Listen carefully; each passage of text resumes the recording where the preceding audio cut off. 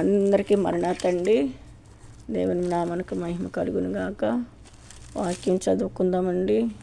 దావీదు కీర్తనలో 23వ దావీదు కీర్తన ధ్యానించుకుందామండి. మరి ఎందుకంటే గాఢాంధకార లోయలో సంచరించను ఏ అపాయమును రానునని దేవుడు వాగ్దానం చేశాడు కదండి. అందుకోసమని వాక్యంను ధ్యానించుకుందామండి. ఎందుకంటే దేవుడు మనకి వాగ్దానాలు బోర్డు ఇచ్చాడు కదండి. అందుకు నిలబడి ధైర్యంగా దేవుని సన్నిధులకు ప్రార్థించుకోవడమే. యెహోవా నా కాపరి, నాకు లేమి కలగదు. పచ్చిక గల చోట్ల ఆయన నన్ను పరుండజేయుచున్నాడు.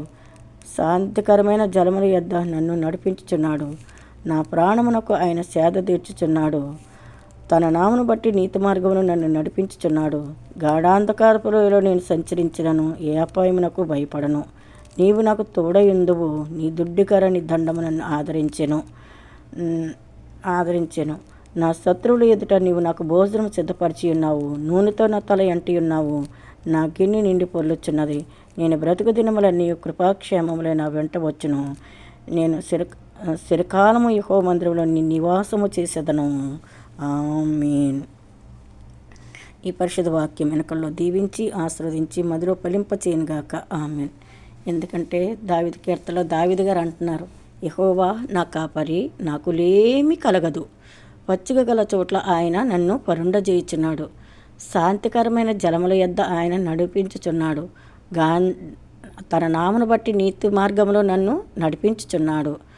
గాఢాంధకారపు లోయలో నేను సంచరించనను ఏ అపాయమునకును భయపడను. నీవు నాకు తోడయుందువు. నీ దుడ్డికర నీ దండము నన్ను ఆదరించెను. నా శత్రువులు ఎదుట నువ్వు నాకు భోజనం సిద్ధపరిచి ఉన్నావు. నూనెతో నా తల ఎంటి ఉన్నావు. నా గిన్నె నిండి పొర్లుచున్నది. నేను బ్రతుకు దినములన్నీ కృపాక్షేమములే నా వెంట వచ్చును. చిరకాలము యెహోవా మందిరంలో నేను నివాసము చేసేదను. ఎందుకంటే ఆయన సింహాసనము సేనుడై ఉన్న దేవుని ఆరాధిస్తున్నారు దావీదు గారు. అలాగే ఈ దినమైతే చాలా ఎక్కువగా సైరన్స్ మోగుతున్నాయండి. మరి ఆయన తప్ప మనకి ఈ దేశంలో ఎవరో లేరు. ఆయన సహాయము మరి ఖత్తర్కైతే రెడ్ అలర్ట్ ప్రకటించారంట, అందరూ జాగ్రత్తగా ఉండాలని. మరి ఈ దేశానికి ఉన్న దేశాలకు కూడా ఎటువంటి జరగకుండా ప్రతి ఒక్కరూ ప్రార్థన చేయండి. ప్రార్థన తప్ప మనలో ఏది లేదు. ప్రార్థనే. ఆ దేవాది దేవుడే మనలందరినీ ఆదరించి ఆదుకునేవాడు. ఆయన మహిమ తప్ప ఏది లేదు ఈ లోకంలో. ఎందుకంటే మనకు దిక్కు ఆయనే, మన శరణం ఆయనే. ఆయన తప్ప ఎవరున్నారు? ఆయన ఉన్నారు కాబట్టే కదా ఈ దినము సజీవ లెక్కల్లో ఉన్నామంటే ఆయన కృపే కదా. అందుకోసమని అందరూ మెలకువగా ఉండి ప్రార్థన చేయండి. ఎందుకంటే ప్రార్థన తప్ప ఏది లేదు.